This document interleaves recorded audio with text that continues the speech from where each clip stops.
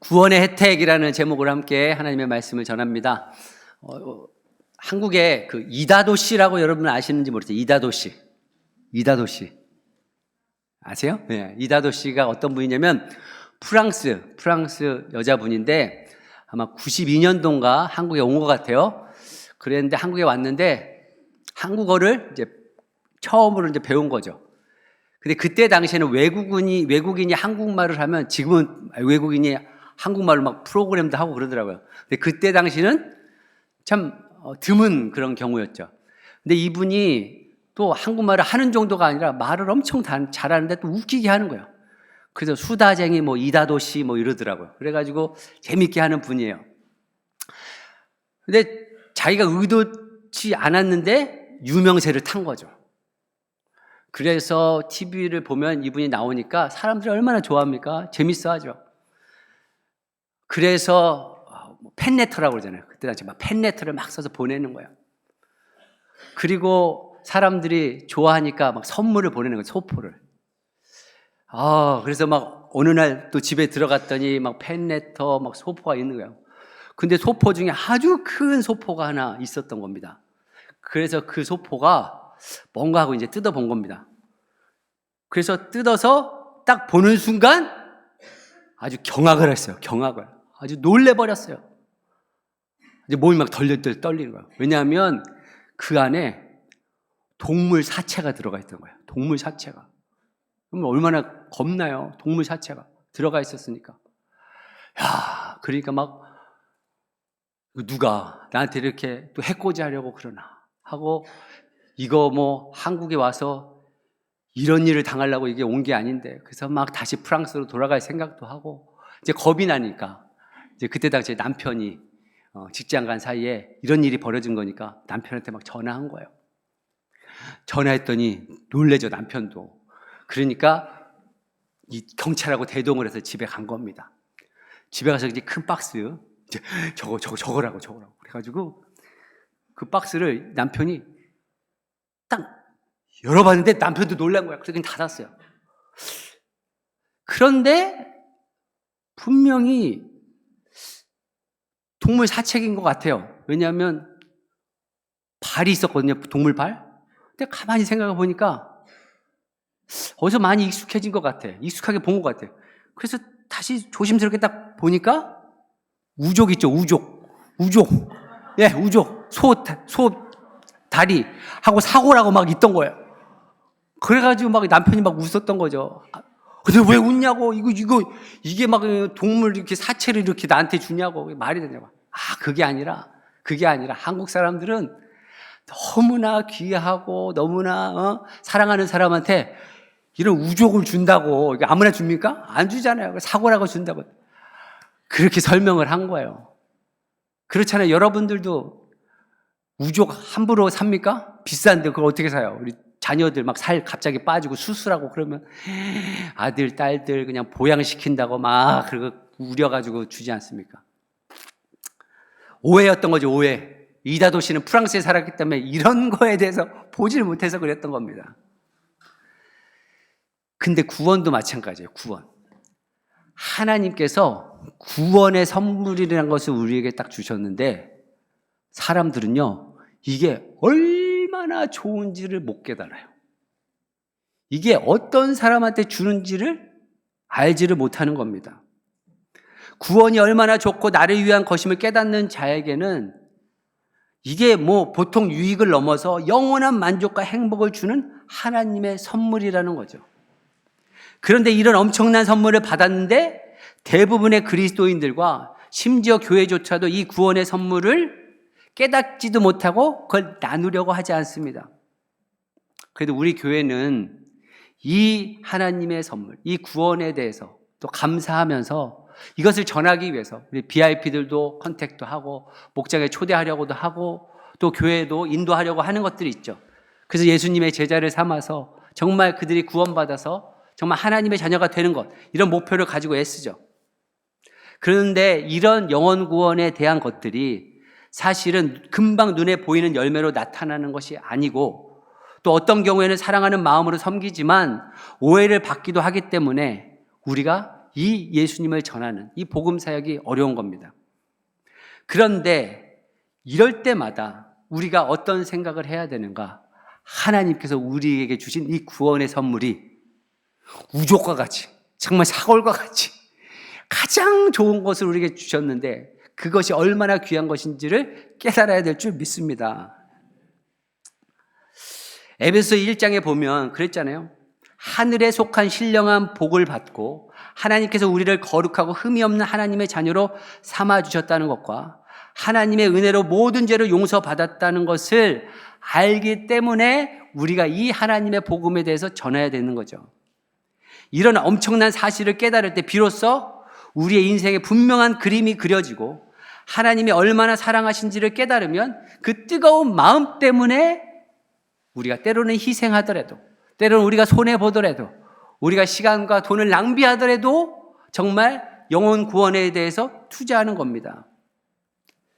우리의 마음에 뜨거운 마음이 생기고 어떤 희생을 하더라도 한 영혼을 주님께로 인도하겠다는 열정이 우리가 받은 그 구원으로부터 시작이 되는 거죠. 그래서 이 영혼 구원은 억지로나 의무적으로 하는 것이 아닙니다. 내 안에서 구원의 기쁨 때문에 하는 겁니다. 어떤 때는 막 의무적으로 하는 거 있잖아요. 아우, 내가 전도를 안 하면 어떨까? 제가 얘기했잖아요. 하나님의 마음은요, 그렇게 막 부담을 주고 여러분들에게 막 그냥 죄책감을 주고 이런 게 아닙니다.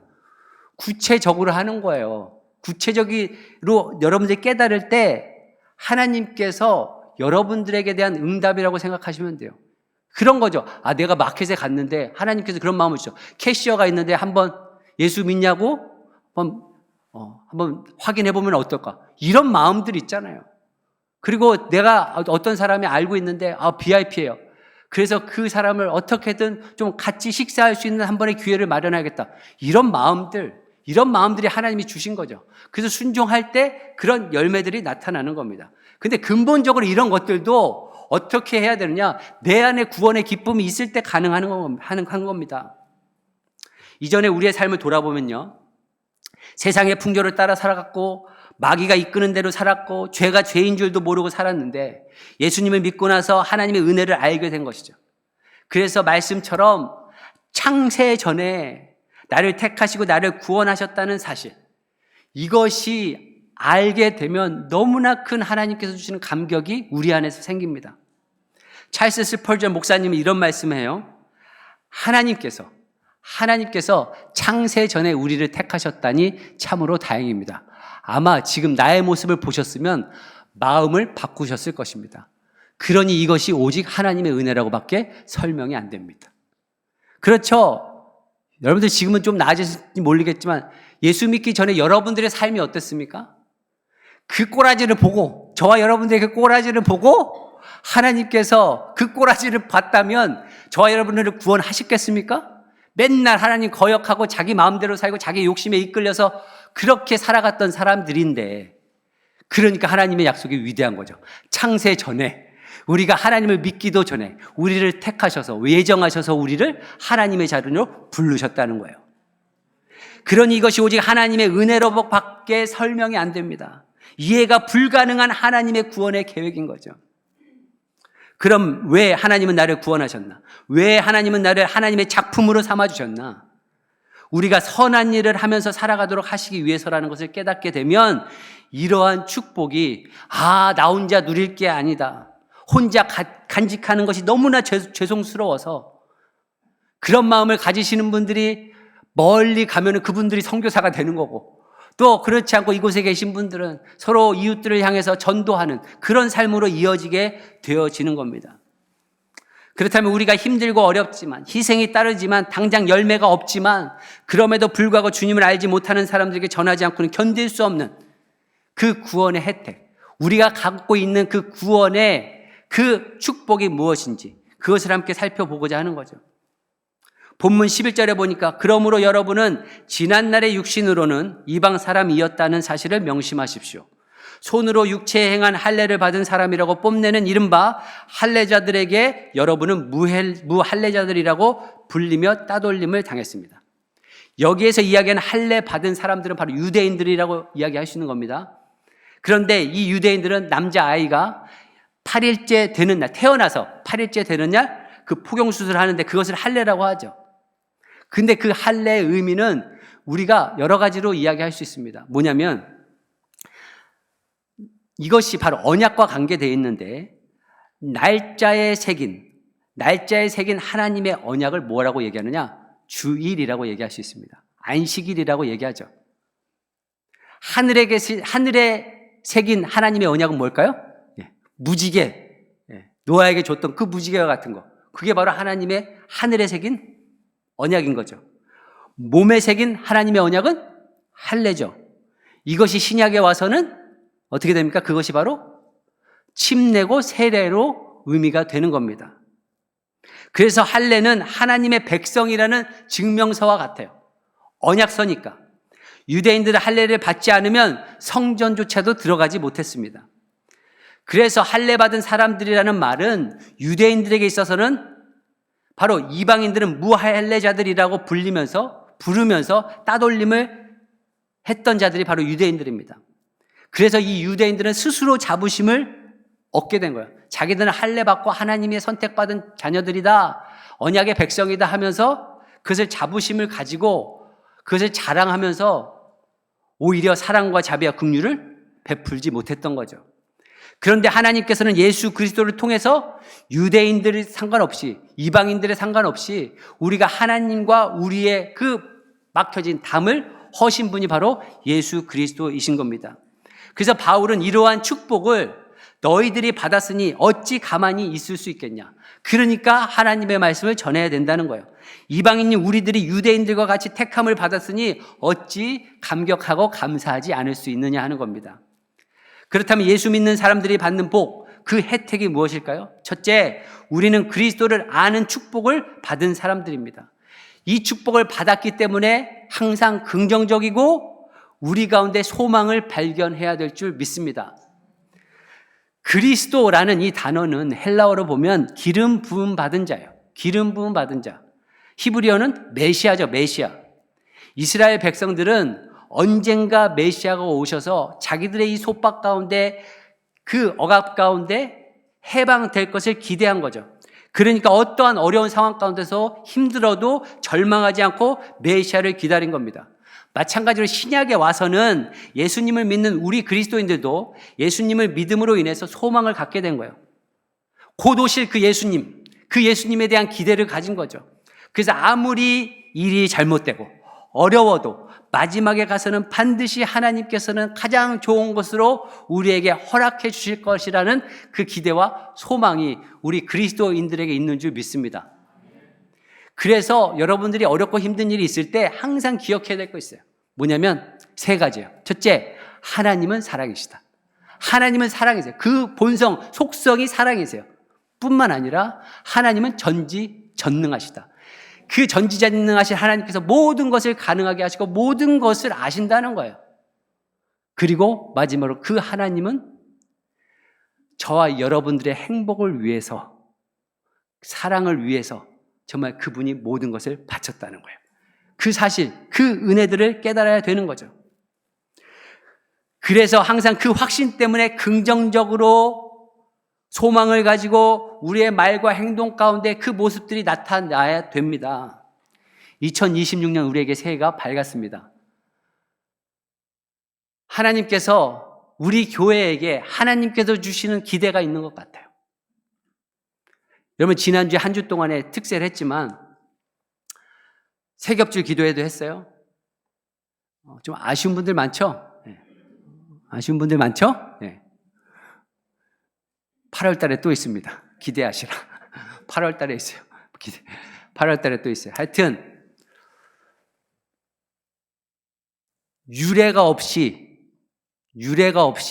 새벽 기도에 많은 성도님들이 참석하셨어요. 부흥회 때도 그렇게 모이지 않았어요. 평균 막 40명씩 모였고 마지막 날 통계해 보니까 60명이 훨씬 넘었더라고요. 아이들도 참석하고. 여러분, 이 정도 인원이면 지금 60명 될까요? 몰라요, 지금. 하여튼 많은 분들이 새벽 기도에 참석하셨어요. 특세에 참석하셨어요. 그게 뭘까요? 하나님께서 우리를 통해서 일하시겠다는 저는 사인이라고 봅니다. 지금 교회들이요, 특별 새벽 기도 안 하는 추세입니다. 안 하는 추세. 그래서 대형 교회들이 어떻게 하느냐? 특별 저녁 집회예요. 새벽 기도 때 안 모이니까 특별 저녁 집회 해가지고 한 주간 저녁에 모이는 그 집회합니다. 뭐 그것도 의미가 있으니까 그 교회에 맞게 상황을 하지만, 아니 한국 교회에 그렇게 좋은 전통인 새벽 기도, 이것을 왜 안 하는지 모르겠어요. 그런데 그렇게 남들이 안 하는 것들을 막 그냥 모여서 하는 모습들을 보면서 이거는 하나님께서 우리를 통해서, 우리 교회를 통해서 놀라운 하나님의 일들이 일어나고 있구나 하는 생각이 들어요. 그러면서 하나님께서 사랑선교교회가 2026년도에는 하나님이 허락하신 희년의 해다라는 그런 마음을 저한테 주신 거예요. 희년이 뭡니까? 종들이 자유함을 얻는 그 희년. 7년째 되는 날 그렇잖아요. 토지가 자유롭게 되는 그 희년이 있잖아요. 그래서 우리 교회도, 우리 사랑선교교회 모든 성도들이 죄로부터 속박된 것에 자유함을 얻는 자유의 희년이 될 줄 믿습니다. 그 죄뿐만 아니라 여러분, 질병으로부터 얼마나 고통받는 분들이 많이 있어요. 그 질병으로부터 2026년에는 치유를 받는 치유의 희년이 될 줄 믿습니다. 지금 경제 너무나 안 좋아요. 어렵다고 그래요. 살기 어렵다고 그래요. 이런 분들에게는 경제적으로 희년을 맞이하여서 경제적인 희년을 통해서 풍성한 하나님의 복이 임해지는 2026년의 새해가 되길 예수 그리스도의 이름으로 축원합니다. 예, 아멘 하신 분만 받을 줄 믿습니다. 하여튼 소망의 해, 저는 부흥의 원년이 2026년이라고 생각해요. 교회도요, 지금 제가 CNBC 그 뉴스를 보다가 놀랬다니까요. 15,000 churches to close in 2025. 2025년도에 15,000교회가 미국에서 문을 닫았다는 거예요. 그리고 앞으로 곧 교회가 닫아질 그런 교회들이 몇 개냐면 10만 개의 교회가 미국 가운데서, 미국에 있는 교회들 중에서 닫을 거라고 이야기합니다. 통계를 보면 알잖아요. 지금 교회가 점점 쇠약해지는 것을 보니까. 그런데 하나님은 어제나 오늘이나 영원토록 동일하신 하나님인 줄 믿습니다. 남들이 안 된다고 할 때, 남들이 부흥의 시기가 아니라고 할 때, 남들이 못한다고 할 때, 하나님은 우리 교회를 통해서 놀라운 부흥의 역사를 일으켜 세워줄 줄 믿습니다. 저와 여러분들이 그런 부흥의 주역들이 되어줘야 돼요. 연세 드신 분들도, 저는 저의 든든한 지원군들이에요. 나이 드셨다고 못한다, 안 한다 이러지 마세요. 뭐 명예권사, 그래서 제가 명예권사님들 은퇴 아니었습니다. 은퇴 이런 거 안 했어요. 명예권사 취임이에요. 취임. 새롭게 일하자는 거예요. 저는요, 어떤 특정한 연령만 다 모여가지고, 뭐 젊은 사람들만 모인대. 그리고 뭐 나이 드신 분들만 모인대요. 어린이들만 모인대. 그게 아니라 온 세대가, 교회가 그렇잖아요. 한 아버지 밑에서 온 세대가 어울리고 부흥되어지고 그 가운데서 하나님의 그 살아계심이 경험되어져야 되잖아요. 그런 역사가 우리 교회를 통해서 올해 한 해 시작이 될 줄 믿습니다. 좀 힘들어요. 어려워요. 여러분들 그 보잉 747 같은 그런 비행기 보세요. 그 거대한 비행기가 언제 가장 큰 에너지를 발휘해야 되는지 아십니까? 이륙하기 전에. 그 부스트죠. 막 그냥 그 엔진에 가장 힘을 발휘를 해야 돼요. 그래서 그게 엔진이 탁 터지면서 그러면서 이륙하는 거예요. 그리고 비행하는 거죠. 저는 2026년도가 사랑선교교회가 이륙할 준비하고 있다고 믿습니다. 그러니까 힘들어도 어려워도 여러분들 힘을 모으셔야 돼. 에너지를 모으셔야 돼. 성령의 능력으로 하나 되게 하심을 지켜야 돼요. 그래서 그 부흥의 그 파도, 부흥의 그 기류, 부흥의 그 놀라우신 비행이 이번 한 해를 통해서 이루어지길 예수 그리스도의 이름으로 축원합니다. 세상도 어지럽잖아요. 세상의 뉴스를 들어보면 맨날 뭐 전쟁한다, 뭐 땅을 뺏고 뭐 뺏기고 뭐 하여튼 난리가 아닙니다. 지금 대재앙들을 보고 있는 것 같아요. 이런 소망이 없는, 희망이 없는 세대 가운데 정말 하나님께서 주시는 그 비전과 꿈이, 그 소망이 우리를 세워주신다는 거죠. 뭐 거창하게 세계나 역사라고 할 것도 없이 우리의 삶을 보아도 마찬가지예요. 얼마든지 우리의 미래는 비극적일 수밖에 없어요. 하나님이 없는 한 그렇다는 거죠. 하나님 모르는 사람들의 삶의 결론은 뭡니까? 죽음밖에 없습니다. 죽음. 영원한 세상과 단절이죠. 그런데 그들은 죽고 나면 아무것도 없다고 생각을 합니다. 제가 우리 연세 드신 분들 중에 그런 분이 있대요. 이제 곧은 아니지만 하여튼 언젠간 돌아가실 텐데 돌아가시면 어디로 가겠습니까? 그래 물어봤더니 죽고 나야 안 돼요. 죽고 나야 알지 이렇다는 거예요. 그래가지고 제가 여러분 이런 분들 저한테 제보해 주세요. 내가 그래서 이런 분들 모아서 하여튼 다음 주부터 하여튼 그 요청이 왔어요. 그래서 내가 다음 주에 예수 영접 모임을 해가지고 제가 제 사무실에서 하여튼 쇠뇌를 시키든지 하여튼 막 그냥 어떻게 하든지 하여튼 예수 믿고 천국 간다 이 말이 나올 때까지 하여튼 몇 시간이 됐던 제가 하여튼 예수 영접 모임 아주 지금 칼을 갈고 있습니다. 그런 거예요. 아니 예수님 만날 날이 얼마 가깝지 않은데 죽어봐야 한다. 와, 내가 환장할 노릇이죠.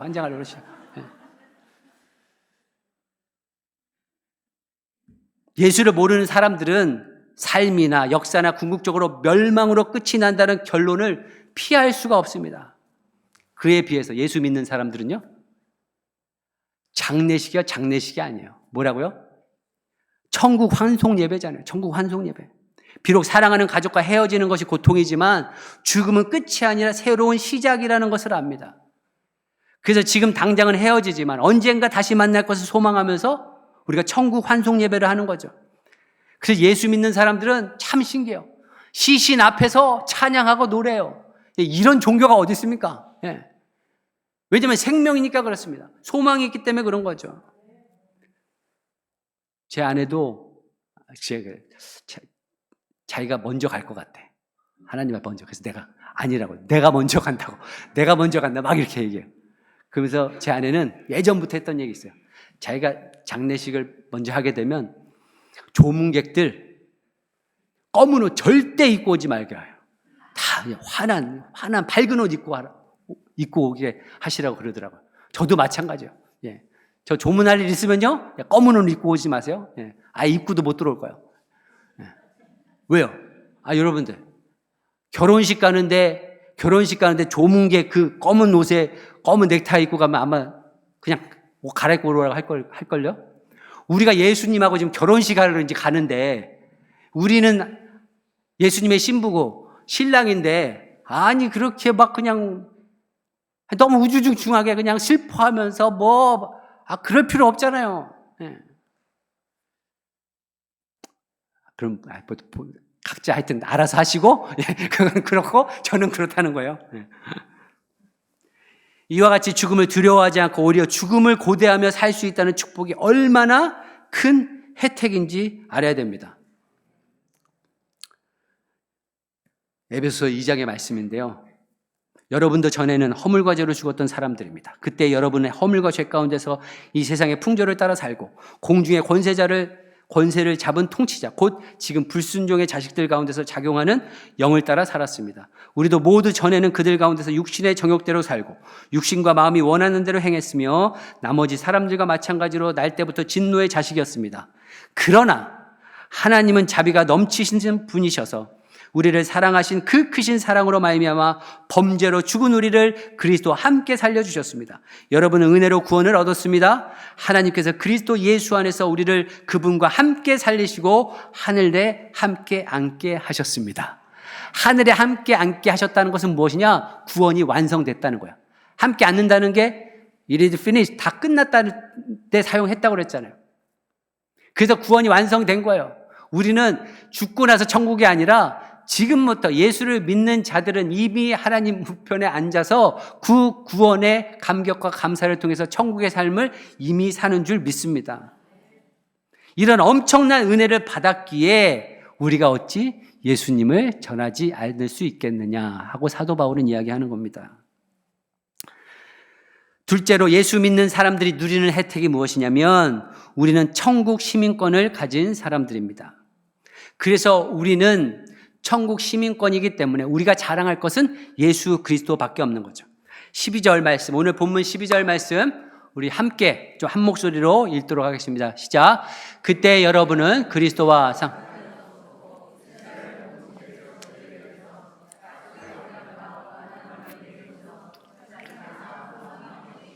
하나님도 없이 살았습니다. 그런데 이제 공동 번역이라는 성경이 있어요. 거기에서는 어떻게 얘기하냐면 그때 여러분은 그리스도와는 아무 관계도 없었고 관계가 없이 살았잖아요. 그 이스라엘 시민권도 없는 외국인으로서.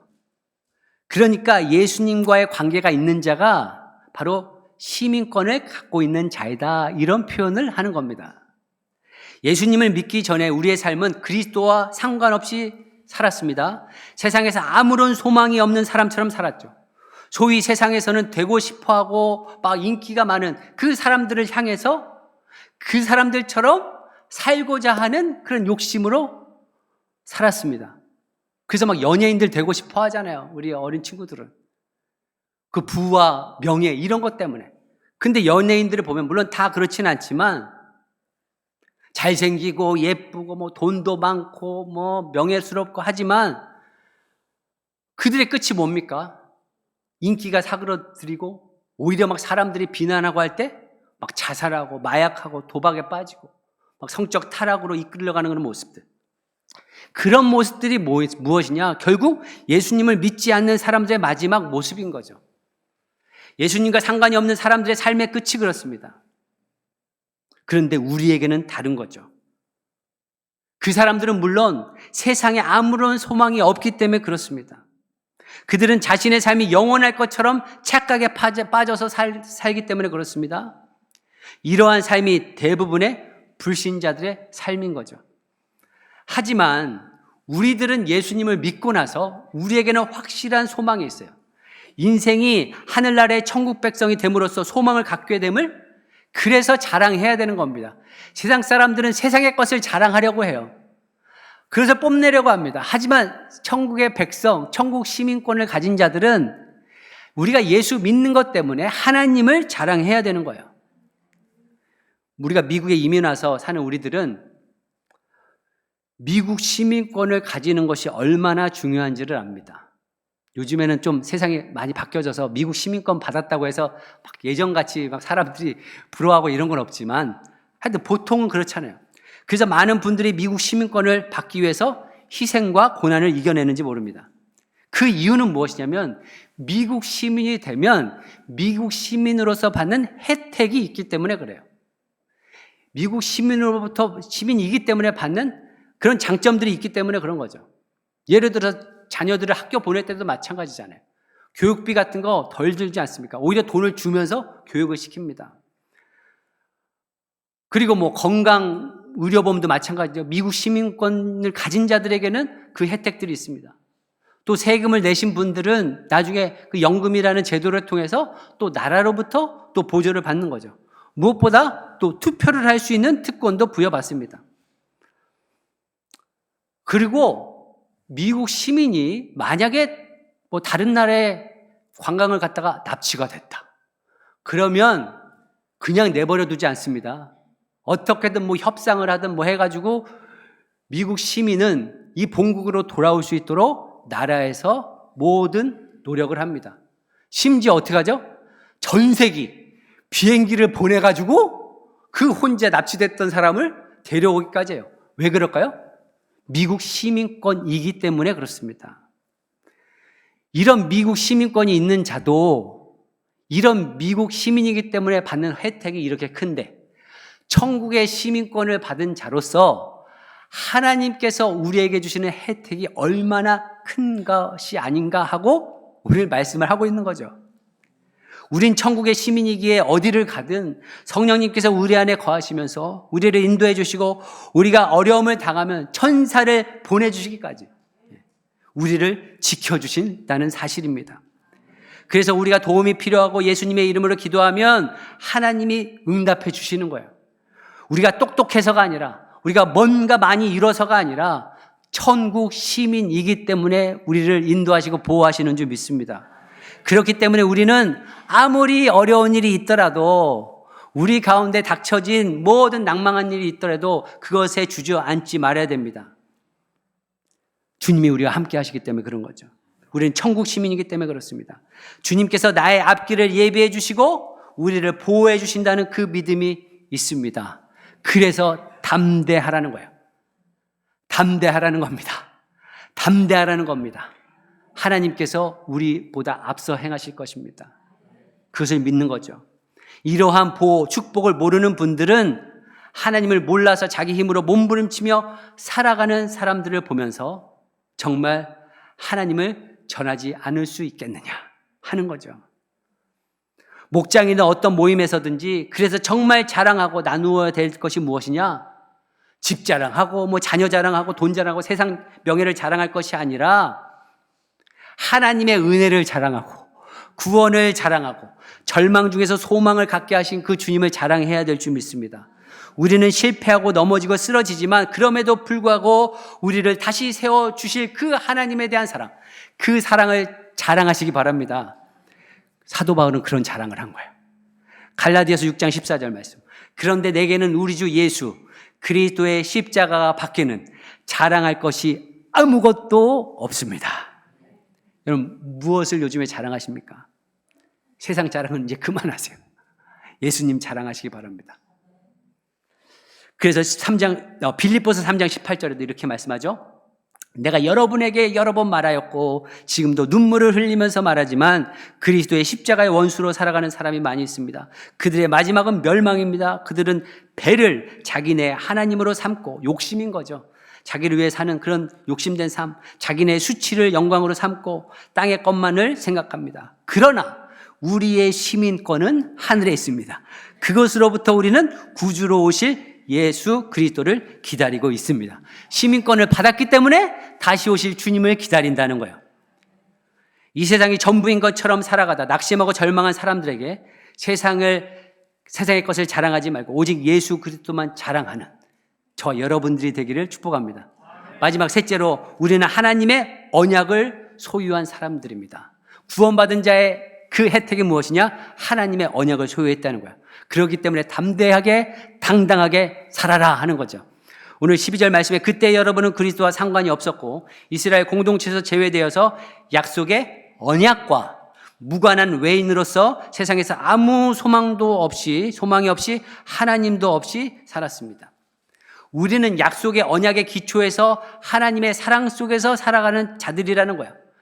이것이 얼마나 큰 복인지를 알지 못하느냐 하는 겁니다. 세상 사람들은요, 세상의 신에 휩쓸려서 살아갑니다. 미신과 잡신을 섬기는 사람들은요, 자신들이 믿는 신이 얼마나 악한 신인지도 몰라요. 맨날 그 귀신인 거죠. 귀신에 사로잡혀서 자기가 거기에 매달려서 전전긍긍하면서 살아갑니다. 자칫 자신들이 믿는 신의 비위를 건드리면 어떻게 해야 하는지 조바심을 내면서 살아가요. 그러니까 부적도 갖고 다니고 그러잖아요. 굿도 하고. 한국에서 지금 문제가 뭐냐? 교회 안에서도 문제로 아주 대두되고 있는 것이 무엇이냐면 무속신앙이에요. 교회를 다니는데도 불구하고 무속신앙을 여전히 갖고 있다는 겁니다. 권사님들이 전보로 다닌대요. 부적이 있대요. 부적이. 심각하죠. 한국 교회를 병들게 하는 원인이 될 정도로 심각합니다. 그래서 한국에서 그런 거 있잖아요. 손 없는 날에 이사한다는 거예요. 손 없는 날. 손 없는 날. 우시는 분 혹시? 손 없는 날이 뭡니까? 손님 없는 날. 손님이 뭔지요? 뭐죠? 손님이? 귀신이에요, 귀신. 귀신이 없는 날에 이사하는 거예요. 제가 이거를 알려주면 또 이걸 써먹을까봐 제가 겁나긴 하지만 손 없는 날이 언제인 줄 아세요? 음력으로 따져서 음력에 영자하고 구자가 드러난 영자하고 구가 들어간 날이 손 없는 날이에요. 그래서 이 날에 이사를 얼마나 많이 하려고 하는지 포장 이사하는 회사에서 그날은 그러니까 영자 구자 없는 날이죠. 그때 이사하려고 하는 사람들이 많아서 가격이 엄청 높게 책정이 된다고 합니다. 서로 이사 그날에 하려고. 손 없는 날에 하려고. 우리는 오히려 그럴 때 해요. 그럴 때. 예, 싸니까. 우리 그 상관없잖아요. 우리는 상관없어요.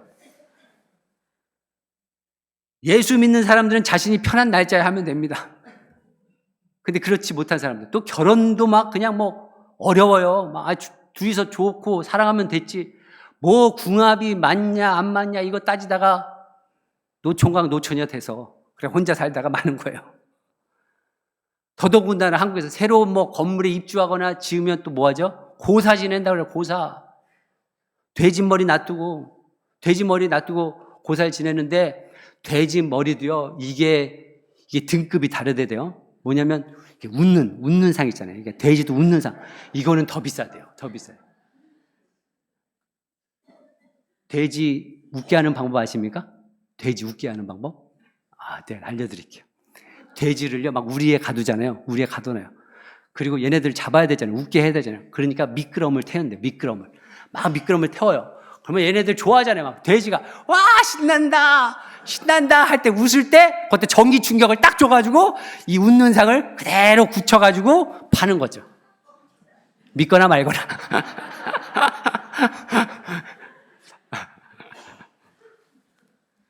아주 그런 변덕스러운 잡신의 눈치를 보면서 살다가 결국 그 생이 어디에 사로잡혀서 사냐 이거죠.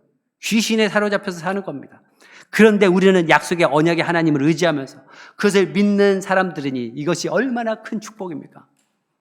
그런데 계약이라는 것은 계약은 두 사람이 맺는 약속이에요. 계약은 내가 이렇게 하면 당신은 이렇게 합시다 하고 상호 약속이 계약입니다. 그래서 지금은 사고 팔 때도 계약서를 쓰잖아요. 자동차를 팔고 살 때도 계약서를 씁니다. 그래서 계약은 두 사람이 맺는 약속이에요. 그래서 계약은 내가 이렇게 하면 당신은 이렇게 합시다 하고 상호 약속이 있는 것이 계약서인 거죠. 그래서 계약서에 따라서 내가 해야 할 것은 내가 반드시 해야 하고 상대방이 할 것은 분명하게 기록해 놓기 때문에 이 계약이 이루어지는 겁니다. 그런데 계약과 언약은 다릅니다. 계약은 위치가 동일한 사람이 1대1로 하는 것이 계약입니다. 근데 언약은 높은 사람이 낮은 사람들과 맺는 것이 언약이에요. 그래서 예전에 본건 군주가 있을 때 그랬잖아요. 중세시대 같은데.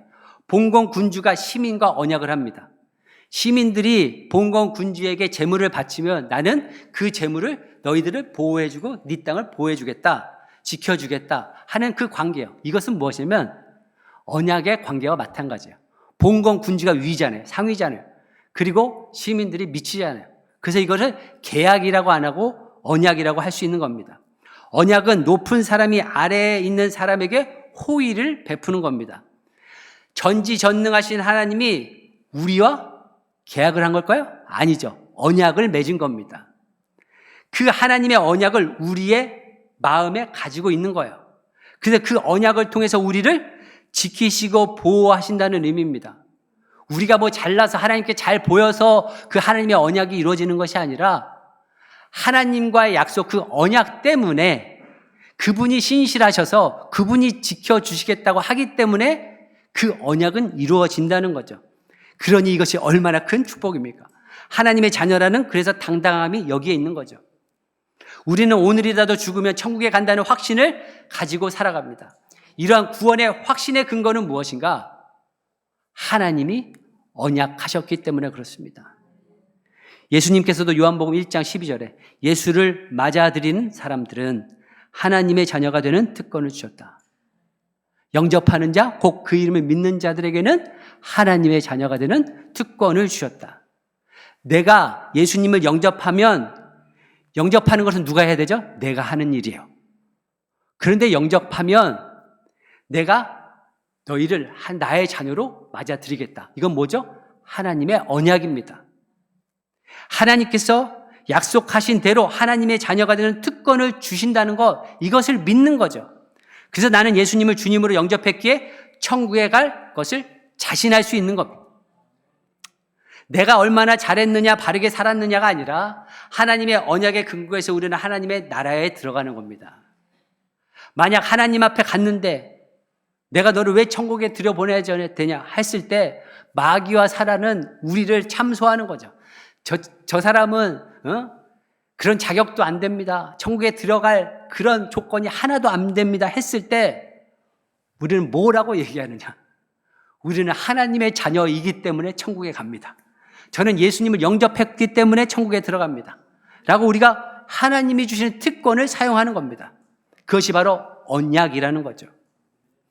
이것이 언약에 기초한 하나님과의 관계 속에서 맺는 축복이고 혜택입니다. 우리가 기도하면 응답을 받는다. 이것도 마찬가지죠. 어떤 때는 기도할 때 허공에 하는 것 같기도 하고, 기도할 때 정말 하나님이 계신지 의심하기도 합니다. 그럼 우리가 기도를 하면 하나님이 들으신다는 것을 어떻게 합니까? 그것은 하나님의 말씀, 언약 때문에 그런 거예요. 하나님께서 약속하셨기 때문에 너희들이 나를 찾고 나에게 부르짖고 나에게 기도하면 응답해 주시겠다는 그 약속 때문에 우리가 기도하는 거죠. 마태복음 7장 7절 구하여라 그리하면 하나님께서 너희에게 주실 것이다. 찾아라 그리하면 너희가 찾을 것이다. 문을 두드리라 그리하면 하나님께서 너희에게 열어주실 것이다. 구하라, 찾으라, 두드리라. 기도 아닙니까? 기도. 그러면 하나님께서 역사하신다는 거죠. 이 말씀을 붙듭는 겁니다. 그래서 저도 기도하는 거예요. 우리 교회가 기도해야 되는 겁니다. 하나님의 약속이 있기 때문에. 그래서 제가 이번 특세를 통해서 하나님께서 주시는 마음이 계속 그런 거야. 안 목사야, 지금 2시간 기도했는데 너 좀 기도 좀 더 해야 되겠다 하는 마음이 계속 주는 거야. 그래서 이게 때가 됐구나. 3시간 기도해야 되는 그런 지금 때가 왔구나 하는 생각이 들어요. 그래서 기도 제목을 주세요. 여러분들 주세요. 뭐 내 기도하겠습니까? 여러분들 위해서 기도하는 건데. 하여튼 그건 알아서 하세요. 하여튼 기도응답, 이 하나님의 언약의 말씀을 믿는 사람들은 하여튼 기도를 통해서 응답 받으시는 그 약속을 붙드시기 바랍니다. 우리들은 조상을 통해 내려오는 그 저주에서 벗어난 사람들입니다. 우리는 새로운 운명을 가진 사람들입니다. 그래서 우리가 어떤 미신이나 사주나 운명의 지배를 받지 않습니다.